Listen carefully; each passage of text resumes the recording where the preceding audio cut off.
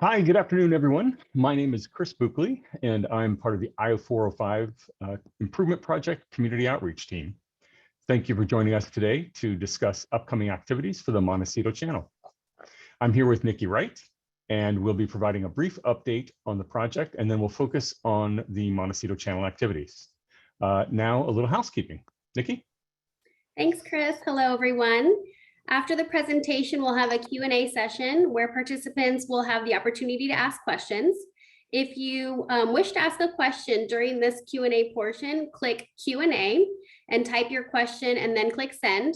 And for those of us that are joining by phone, please dial *9 from your phone to virtually raise your hand.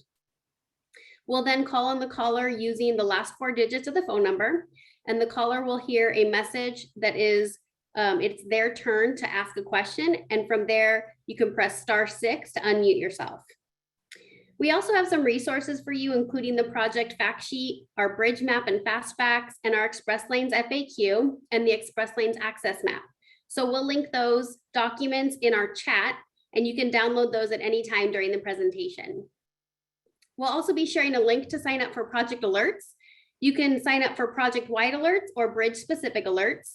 And we'll be conducting a few instant polls during the presentation, so please participate in those when you see them pop up in the poll section.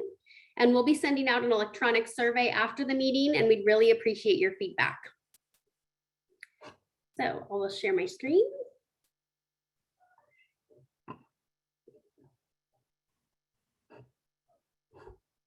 Okay. Now we'd like to acknowledge a few additional team members who are working on the background to keep the webinar running smoothly. They're Joey Fernandez, Asia Stansell, Jessica Stock, and Anna Finlay, and they'll be managing our questions, doing some research with the members of our technical team in the background, and communicating with the audience via the chat box. Finally, we want to let you know that the meeting is being recorded, and we'll be sending out a link to the recording within the next 24 hours to our College Park West database and anyone that has registered for this meeting or event. So if you know someone that wasn't able to join us tonight, please tell them to head over to our website and check out that video. And we'll do our first poll right now. In the poll section, if you'd please take a minute to participate, we'd like to know how you found out about this webinar.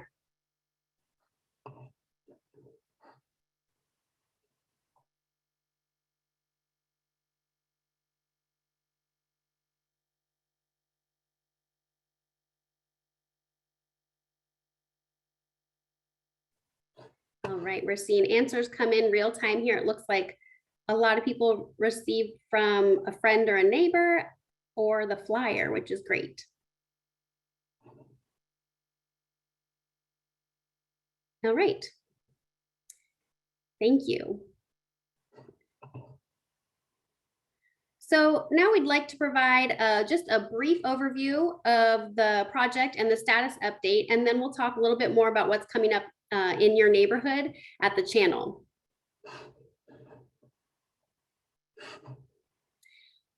On this slide, on the left, you can see the project limits are approximately from the SR 73 in Costa Mesa to the I-405 in Seal Beach, a length of about 16 miles.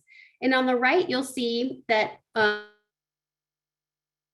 the 405, which is consistent with Measure M, as shown in yellow, excuse me. An additional lane will be added in each direction that will combine with the existing carpool lane, and that will provide dual express lanes from the SR 73 to the I-405, which is shown in green. On this slide, you can see some of the major features of our project. We're replacing 18 bridges as part of the project. We're widening 4 others and constructing a new express lanes connector at the south end of the project between the 73 and the 405. We're also building more than 150 walls throughout the project area, and there'll be new bike lanes and sidewalks on all of the replaced bridges. The overall cost of the project is approximately $2.08 billion. So a little bit about overall construction and a project update. We're really excited to share that the project is more than 70% complete, and there's more than 1,000 workers that are involved in the project each day. 8 of the 18 bridge replacements are complete, and all other remaining bridges are now under construction. So by the end of summer, we anticipate having another 3 bridges open, making it 11 of 18 bridge replacements that are fully open to traffic. And more than half of the ramps that are being constructed are complete, and approximately half of the paving for all of the project is complete. And now, Chris will share some details about the Montecito Channel activities.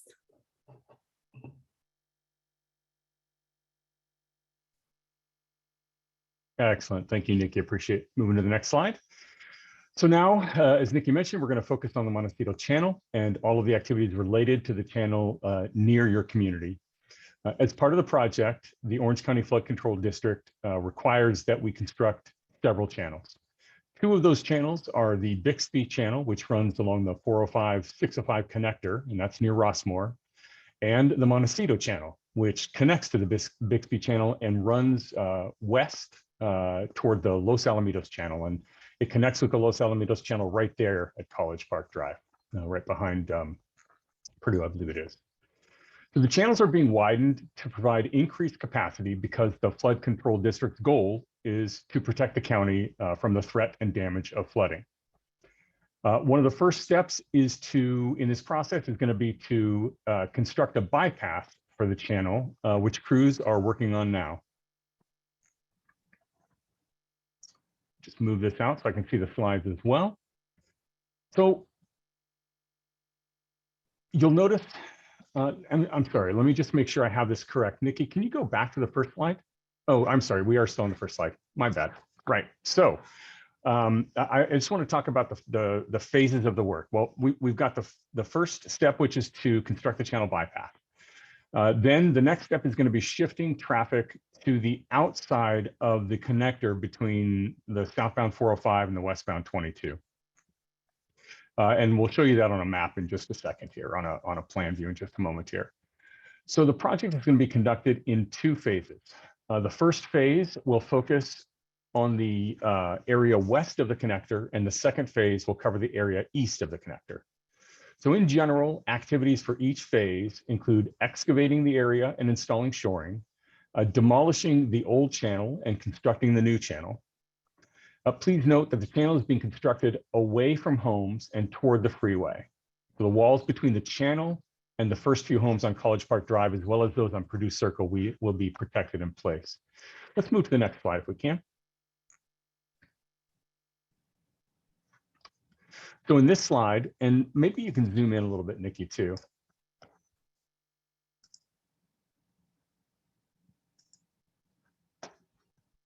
Great, that helps a lot.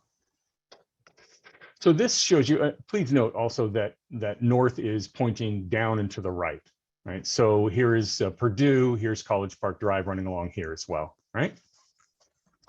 So this gives you basically a view of the current channel and the new channel, right? So here's the existing channel.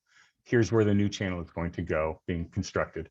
And up here is the area near the College Park neighborhood, if you will. This is the connector right here between the 405 south and the 22 west. So again, that first step is creating the bypass, and the crews are working on that now. So you may have seen out there that there's some activity happening as you come along the connector. You can see on the left side, there's some activity happening. That's the crews working on the bypass. The channel also goes under the connector, right? And you can see that. Maybe you could zoom in here, Nikki, right into this area. Sorry, I don't see where your mouse is, but I'm happy to zoom in some more. It's where the wall is. Sorry, so you can't see the mouse? I cannot. All right, let me try using, we'll do a little drawing. That might be a little bit easier. All right, so we've got this area right here that we're talking about. Can you see that? Yes. Wonderful. So what you can see here is this channel, the new channel goes, well, the existing channel and the new channel will both go under the connector here, right? So there is a section of wall, it's about 200 linear feet that will need to be removed. It's one of the first steps in this effort. So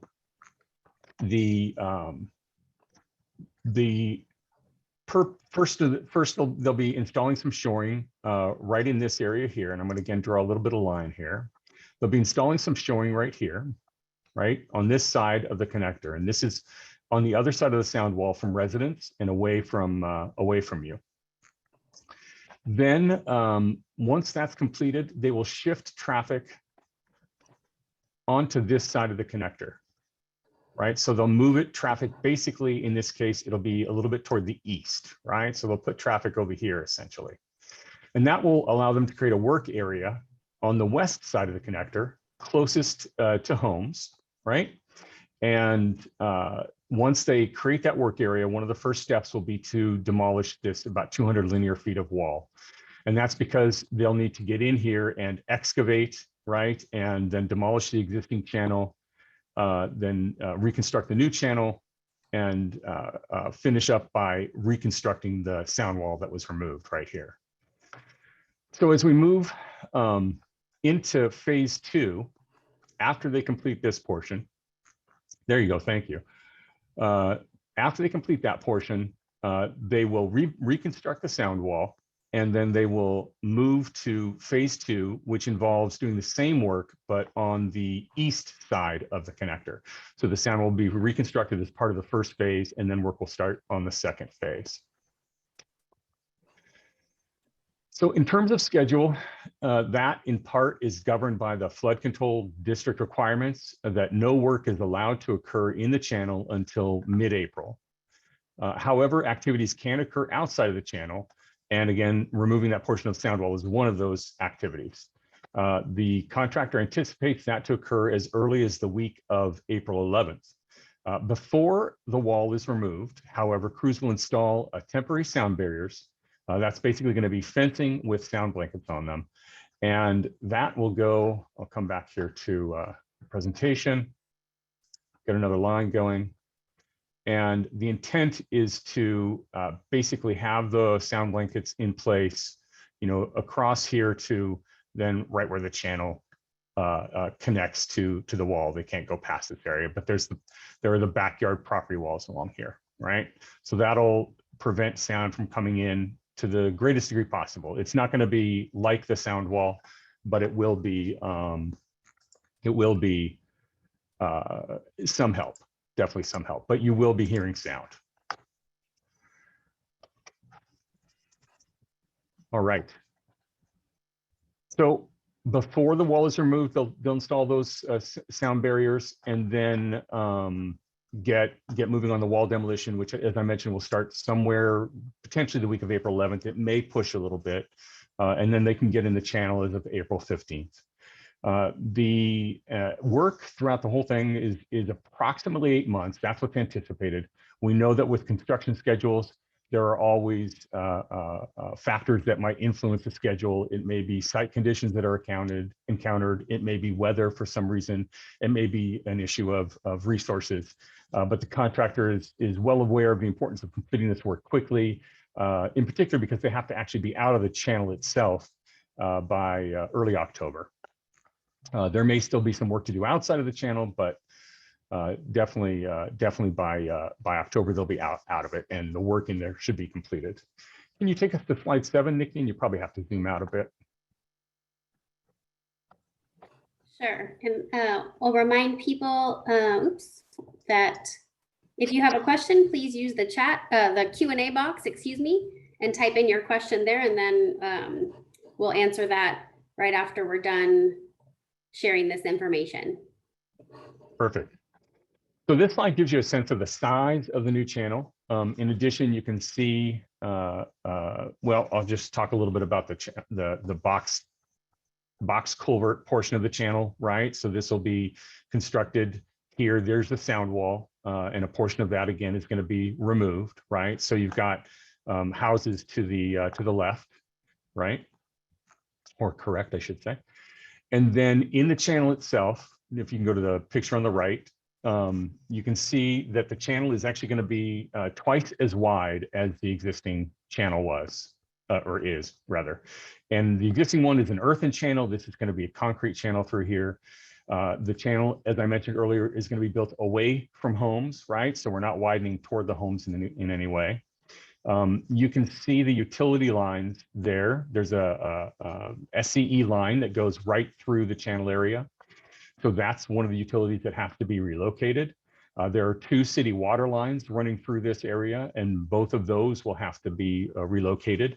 OCTA will work closely with the contractor, with SCE, and with the city to ensure that residents get as much notice as possible before any planned service outages. You would likely also get notice from SCE in the case of that relocation as well. And we'll coordinate with the city. I'm not sure they may as well have plans to notify when that work needs to be done. But we'll be on top of that and make sure to provide you as much advance notice as possible. And again, depends on the contractor, the subcontractor giving us the information. So a little bit more about what you can see in this photo, which is that it was an area that was cleared of trees, large bushes, and brush. And I think that's something that the community, I think it happened in early February. I think February 4th was the date. And the community didn't receive any notice about that. It's one of those unfortunate situations where the contractor was trying to beat the end of, or the start rather, of bird nesting season, right? Bird nesting season starts, so there are a lot of things we got to think about here, right? We've got to be in the channel only during a certain time. We can't be in there during the rainy season. So the first point there is April 15th. Then we also have to worry about bats and birds, and the nesting season for them starts essentially February 15th. So the contractor was pushing to get the brush removed because they wouldn't be able to do it after the 15th. So they removed trees and brush per plan. And then ultimately, toward the end of the project, the landscaping will be replaced. Some examples of the kinds of trees that may be used are the lemon-scented gum tree, and that's used as more of like a skyline tree. You've got Canary Island pines, and that's used as screening. Pink trumpet, palo verdes, and shoestring acacias are some additional trees that might be used, and those would provide accents to the landscaping. There are no fully developed plans yet. They're still working on being developed, and the plans will abide by the guidelines that are outlined in the agreement with the contractor, which is essentially governed by what Caltrans allows, right? Because all of this is taking place effectively in the Caltrans right of way, right? Some of it in the flood control right of way, and the rest of it in the Caltrans right of way. So I think that's about it for me. I'd like to turn it over to Nikki to talk about how we engage the community. Okay, great. Let me zoom out a little. And then after this, we will start the Q&A. So a little bit about our outreach strategies. As you can see from this slide, we connect with the community in a variety of ways, both in print and electronically. And for major activities like bridge demolition or pile driving or community meetings like this, we canvass flyers to addresses within a half mile of the bridge or the activity. We also send out regular email alerts and text alerts and automated call alerts. So you can sign up for those both project-wide, as I mentioned earlier, or activity or bridge specific using the links in the chat. And these email updates are a quick, efficient tool for us to alert the community to new information on activities and schedule updates. So as Chris mentioned before, we will be updating you on the activities at this channel and wall work, and we would do that using flyers and email alerts. So you definitely want to sign up for those email alerts if you can. We also post fairly frequently on social media, which is our Facebook, Instagram, and Twitter accounts, and you can find closure and detour information for any of your commutes on our interactive map at octa.net/405map. And some of that information that we provide for detours well, not some of it, but the information, all of the information we provide for detours is also linked to Waze, the navigation app. So if you use that, that already has our project detours, the preferred detour in there already. And lastly, I'll wrap up the presentation with this slide, which shows you all the ways you can reach out to us, get information about the project. You can take a quick screenshot or picture of it if that's helpful. If you have a specific question or concern, you can call our project helplines or email us. It goes to our entire team, so none of us miss it, at 405project@octa.net. We can also put that in the chat as well, if that's helpful. And if we don't have an answer for you right away, we'll work with our colleagues on the technical team to get you one. So with that, we'll do one more poll. I think that's 2 out of 3 of our polls. We'll launch that one. If you could take a moment in the poll section, what is the best way for you to get construction updates? And then after this, we'll begin our Q&A.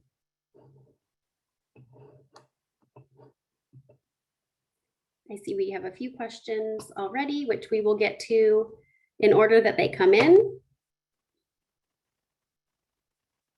Nikki, if we can come back to this slide, but let's go to the first, the plan view slide, and let's yeah, zoom in. Perfect. Thank you so much. Oops.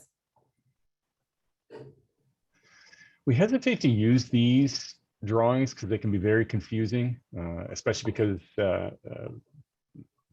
whenever the designers make the plans, they oftentimes don't put north up, which can be a little frustrating.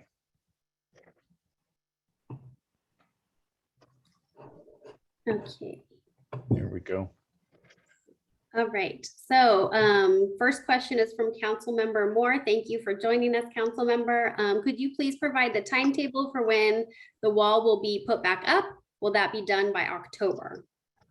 That's a great question. Yes, it will be. So the plan, again, is to bring the wall down. And again, it's 200 feet of the wall. It's not the entire wall, but 200 feet, probably about mid-April, right? The week of April 11th is what the thinking is right now, but there are a couple of factors, that will play into that. And then the plan is to restore the wall at the end of phase 1, which should be about mid-July. So you've got that first phase that's going to last about 3 to 4 months. Comes mid-July, mid to late July, they will finish that off, replace the wall, and start on the next phase, which will last again about 3.5 to 4 months. Hope that helped. All right. And before I get to our next question, we also want to acknowledge some city partners that we have also joining us on the call. So thank you to the Seal Beach City staff that are joining and supporting us during the meeting. All right, from Jack, I missed the beginning. Was the access road between Steel Beach Boulevard by Spagattini and the 22 West completion date discussed? So that would be, I think, the Old Ranch Parkway ramp. Yeah, I'll let you take that one, Nikki. Okay, yeah, so and they're still working on it. I was actually out in the field today. They're still working on that, and we anticipate that to open this spring. It was a little bit delayed for several different reasons. And then we recently had the 22 towards Long Beach that was down to 1 lane, but now it's back open to 2.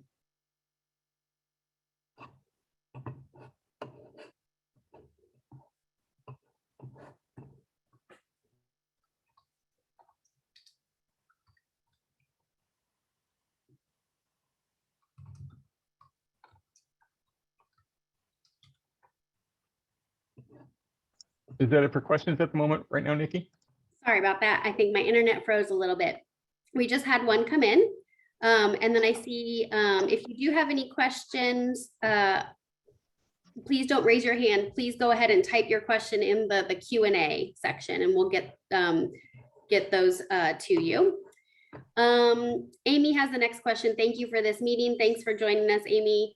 Many neighbors did not receive this flyer. Similarly, the demographics of this neighborhood are vast and many members are not familiar with social media outlets, nor have the ability to access Zoom than others versus the younger demographic. an in-person meeting on the weekend would have been super helpful to reach a larger audience. You okay if I take that one? Sure. Sure. Thank you, Amy. It's interesting. I think you bring up some very good points. We're a little surprised to hear that many of the neighbors didn't receive the flyer. We sent the flyer to everybody in College Park West. And we've got a good team that does the canvassing for us. So usually they're pretty on top of things. What we've learned, you mentioned the demographics of the neighborhood and that people may not be familiar with social media outlets, nor have the ability to access Zoom. They don't really have to access it per se in the same way that we do. They can really easily use it over the internet. And what we've actually found is that these meetings reach far more people than our in-person meetings. When we do the meetings in person, we reach, anywhere from say a half a dozen to, I think the most we've ever had is a couple of dozen, at an in-person meeting on a Saturday, right? And as we moved to the virtual meetings, we discovered that not only do we have a greater participation rate live, we average about 50 to 60 people at every meeting, but also the number of views that we get on a given meeting after it's been recorded and posted ends up being anywhere from 300 to 600, right? So we actually have a much further reach, and we're able to market that in multiple ways, right? A lot of people have email, right? So we market it. We market our meetings through the project emails, through our special alerts to the given databases like that. So I appreciate it. The other piece of it is OCTA is not yet doing in-person meetings. They expect to begin that soon. But we're following the guidance of our board on that one. So appreciate the comments and the consideration. All right, and we're answering the questions in the order they come in. So thank you for your patience. Councilmember Moore had another question. Will any more trees be removed? So I'm going to go ahead and take that one. And I think it's going to, we can't say zero, right? But the vast majority of the work has been completed. They don't anticipate absolutely needing to take more trees, but there might be something, they get out in the field, they start the work on the excavation and they realize, okay, they need a little bit more room. And a lot of times, what we hear when we do clearing and grubbing is what we call it, or vegetation removal. People say, well, why do you need to take so much? Or why do you need to take it all? And the reason for that is typically twofold. Number one is we need the access, right? So your big pieces of equipment coming in there, we need the access to the work site. And number two, the facility that's being created, whether it's a bridge structure or a sound wall or a retaining wall, we're expanding the freeway, or in this case, we're expanding the channel. And so we need that space to help us meet the needs of the new facility.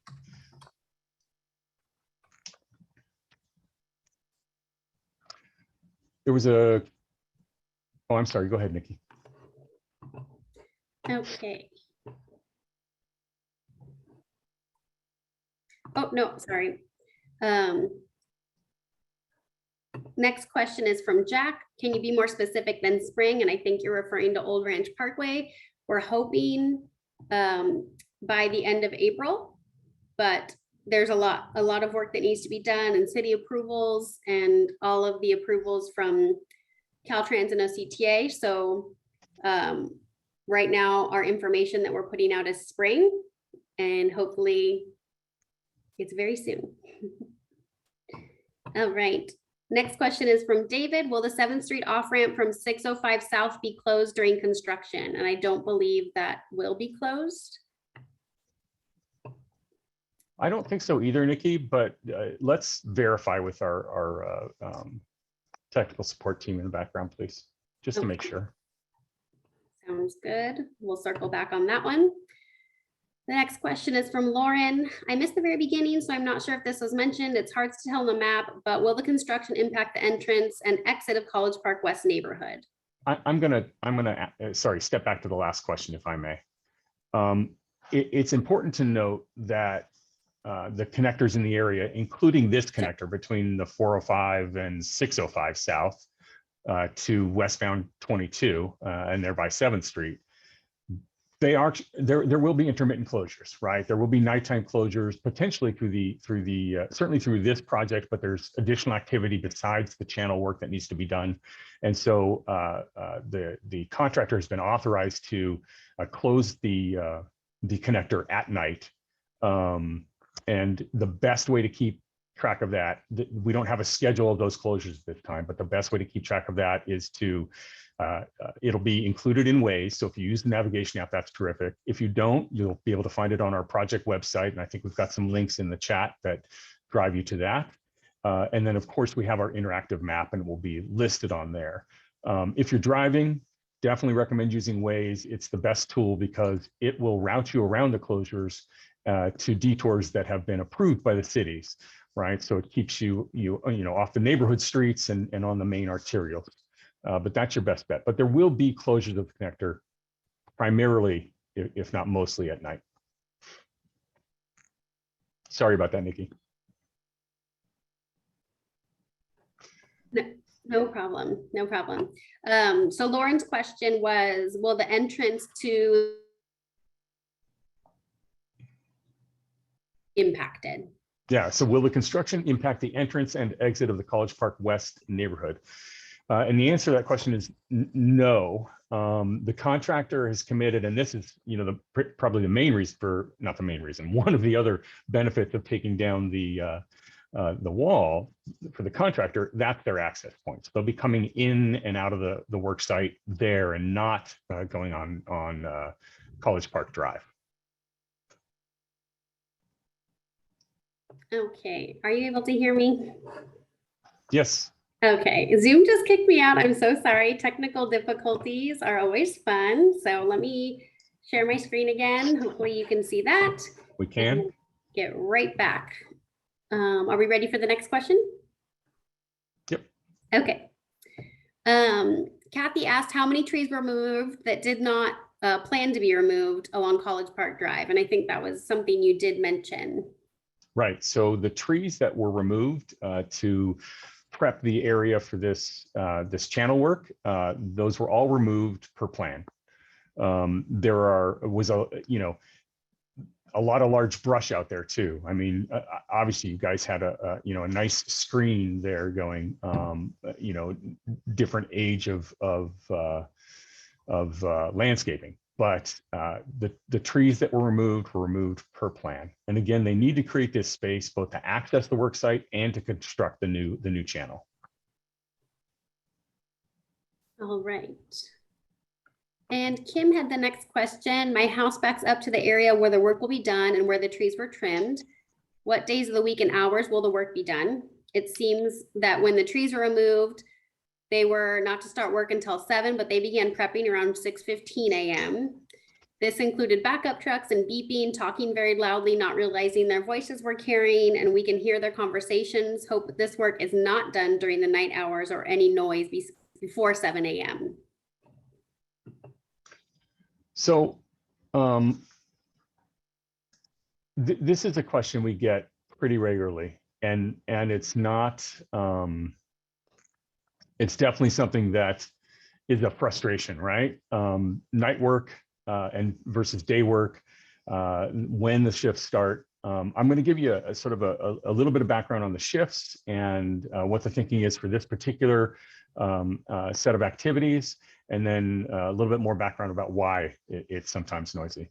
So in general, the contractors' shifts are 6 a.m. to 3 p.m. They typically will start the work at about 7 or so, but they can mobilize as early as 6 a.m. Per the contract, they could actually work 24/7 if they wanted, but of course they don't have the resources for that, nor does it really make sense to spend the money on that, if you will, right? So they have these two shifts. One is that day shift from 6 a.m. to 3 p.m. and the other is a night shift from 9 p.m. to 5 a.m. That doesn't mean there won't be activity between 5 and 6. It doesn't mean there won't be activity between 3 p.m. or say 4 p.m. and 9. 9 p.m. They can work those times, and sometimes they do have to bridge some gaps in the activity, right? So they will sometimes work those hours. In this particular area, it's our understanding at this point that about 80% of the work will take place during the day. About 20% of the work will take place at night. I believe that I have those percentages correct. We'll check to verify, but there will be some night work. In part, they've got to close the connector, as I mentioned, to do some of this work. They can't close that connector during the daytime. Caltrans won't allow it because of the impact on traffic. And so when they have to close that connector, they're going to end up doing some of the work at night. In addition, you'll see sometimes they'll haul out materials. When they demolish the wall, they may, well, they likely, actually, I'm not sure if they're going to do that at night or not. It's possible, but when they haul out the materials for that, they may end up having to do that at night too. And a lot of that depends on where they're hauling the materials to. Sometimes the location they're hauling the materials to, whether it's dirt, right, or some kind of fill, the place they're taking that to, they also have to close lanes to get in there. So even though they may be able to excavate during the day, they can't take it and haul it to where they need to go until nighttime. So it makes it it doesn't make sense to store it during the day, right? So that's it in general. The beeping noise, the beeping is one element of several that is essentially controlled by the state, right? Cal OSHA requires that trucks, any kind of equipment, any kind of construction equipment, have a backup alarm. It's got to be audible at least 200 feet away from the truck, right? And it is a safety measure, right? It tells any crew member that's back there that this truck is backing up, clear, stay clear, and get out of the way. But the contractor is aware that that's a frustration, and I think they try to do their best to minimize it. When you talk about voices carrying and having conversations, that is definitely something we can address. We can ask the contractors to obviously be respectful that they're near a community, near residents who may still be sleeping. Certainly at nighttime, we want them to do that. But we'll convey to them that is a concern, that you're working near a residential neighborhood, and to please communicate by radio if that makes sense, but keep your voices down for sure. Hope that answers the question.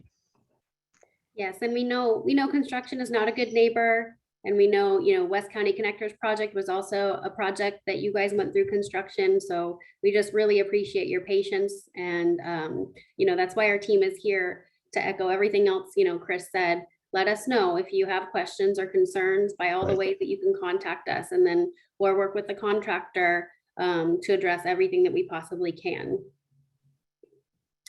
All right, next question is from Councilmember Moore. What is the timetable for replacing the trees that were removed? Right, so we don't have a timetable as of yet. Generally speaking, the contract includes what's called a plant establishment period, right?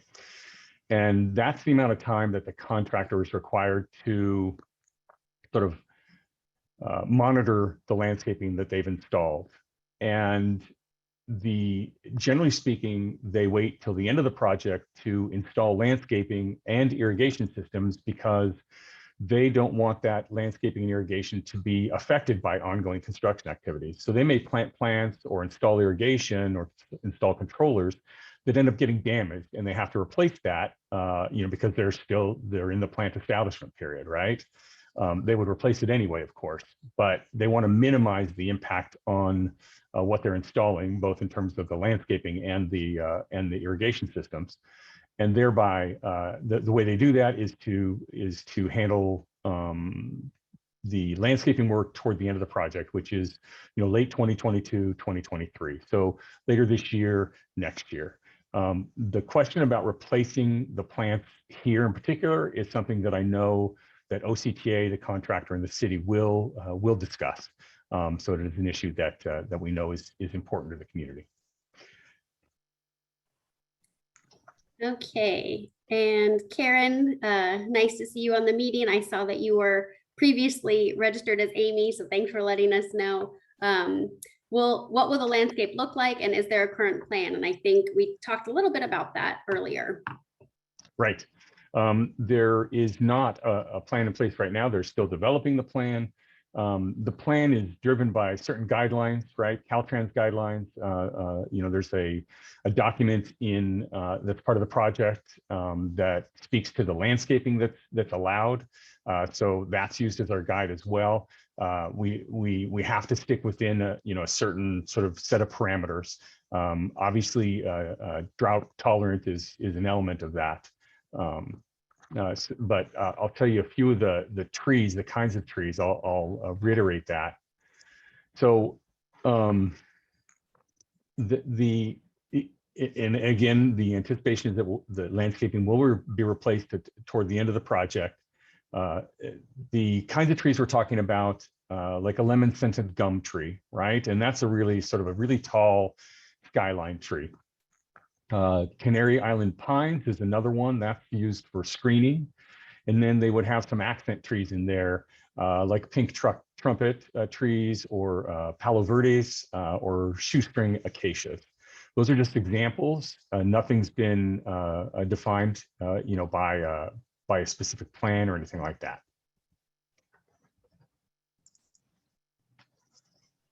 All right.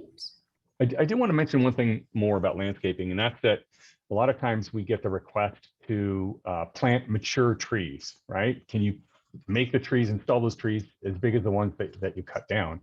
And the answer to that is, unfortunately, no, that we can't, right? Because those mature trees, if we were to take them mature and put them in the ground, there's a much greater chance of them not surviving, much greater chance of them having a stunted growth at that point, right? They don't plant saplings or seedlings though either, right? There's a requirement, a certain amount of 24-inch box, a certain amount of 36-inch box, a certain amount of 15-gallon, right? So what we've seen across the project is a mix, right? A good mix of younger trees and then a little bit more mature trees, but not fully mature trees. So I hope that helps to sort of give you a sense of the landscaping that's to come back. And Karen also asked, besides trees, will there be ground cover, etc.? That's a great question. The plan hasn't been developed, Karen. I've seen that. Ground cover, shrubs, right, in lots of other places. I don't know what the ultimate decision will be here. But certainly, I think you're also mentioning, will it be shared with the city and the community? For sure, we can do that once the plans are developed, and the city, will be able to give input on that, right? They'll be able to provide their comments on the landscaping plans as well. All right. We don't have any more questions at the moment. I know it takes a few minutes to digest the information and type in the questions, so we'll hang tight here. I will go back to this slide so anyone can take a photo if you need to, or a screenshot, or save this information on how to get a hold of us. If you have any other questions after the meeting is done or along the way.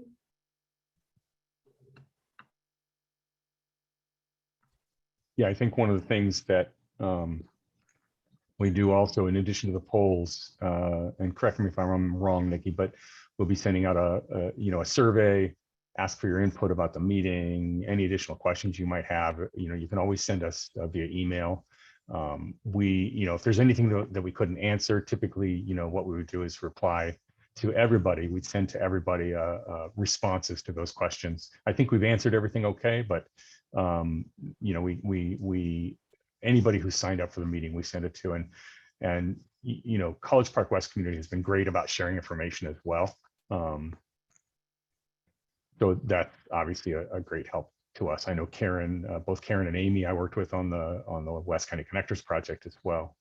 And Karen, I think actually you had a question about the landscaping on that project. We went back to we went back to the project manager on that to request the plans, the landscaping plans for there. So we'll take a look at those, send them your way, and see if everything was met per plan. It's our understanding that it was, though, per the project manager.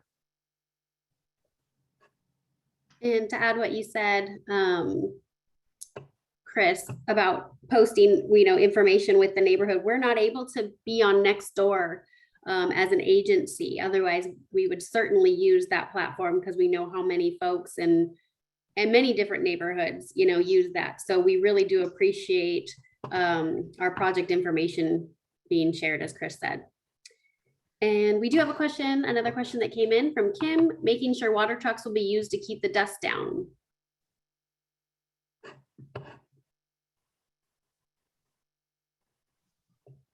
I'm gonna, actually, I see this next question. I'm gonna go ahead and take it, Nikki. And I think this is, Karen, your mom, Karen is sitting with her mom, and her mom has a great question, which is, why is the channel being widened if it is dumping into a smaller channel? I don't know for a fact that it is a smaller channel. You can see, even if you look at a map or look at a Google sort of satellite view, that the area that the two channels meet is actually pretty wide. There's the bridge that goes over it. So I don't think it's a smaller channel, but I'm not completely positive about that. So that's one of the questions that we'll ask the technical team, and perhaps we get an answer while we're still in the meeting right now. And if not, we will let everybody know who signed up for the meeting. Coming back to the trees, I know one of the frustrations, and this is something I meant to speak to earlier, is there was no notice. I think I started to talk about it earlier. And I was talking about the start of bird nesting season, and that being February 15th. And that was a situation where, and these times do happen, but we work to minimize them as much as possible. That was the time where the contractor was looking to address this issue, ensure that the vegetation removal was completed by February 15th. Having resources available to do that is something they have to think about as well. And they set out to do that work, that activity. We didn't get notification on that. I know the city didn't get notification on that. We've all discussed that, the contractor, the city, and OCTA, and we definitely apologize, OCTA, from our perspective, and I know the contractor's perspective, and we sincerely apologize for the lack of notification there. That's one of the things that sort of kills us as the outreach team, right? Because it really affects our credibility, right? How can you trust us to deliver you good information if we aren't notifying you when some major activity is taking place? So we are constantly partnering with the contractor on that, where we hear a lot from city staff. We work with them regularly. We share information that we talk about our communications plans. Typically every major activity, for example, this one with the channel work, has a communications plan associated with it, a timeline associated with that plan. We share it with the city what our approach is going to be, and usually we stay ahead of things. This was one instance where we didn't, and I want to sincerely apologize for that.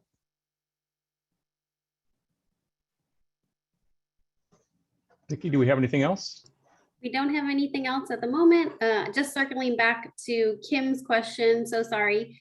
So yes, we will be doing everything we can to work with the contractor to utilize the water trucks to keep dust down. And we'll do what's required in order for dust mitigation. But if you see something that you're concerned about or have a question about, please reach out to us.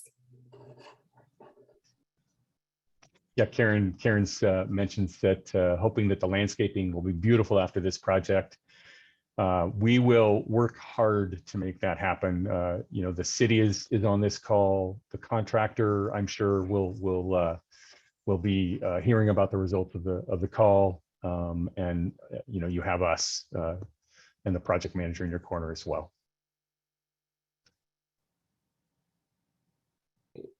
And Councilmember Moore, thank you so much for setting this meeting up. Could we get a notification before the wall is taken down explaining the timeline and when we'll put back up? Thanks again. So yes. Yes. Definitely, we are all over that. We're very aware too of the importance of that wall. For those who, I think probably many of you went through the West County Connectors project, and I know that wall was part of it, and that was a pretty big deal. A lot of effort to get it, and having it up, I'm sure, has been really terrific for the community. So we don't want to take it down that 200 linear feet, but we've got to make this channel work. So, but yes, we will for sure commit to advance notice and a clear timeline on when it's going to go back up. Yes, and thank you for joining us, and thank you, Karen, for joining us. You're welcome. Yes. All right, we don't have any other questions at the moment. I think if that's it, we're probably good. All right, so go back here. I think we have one more poll that we'll ask you to take. We really appreciate your time with us this evening, afternoon. Again, here's the contact slide. Please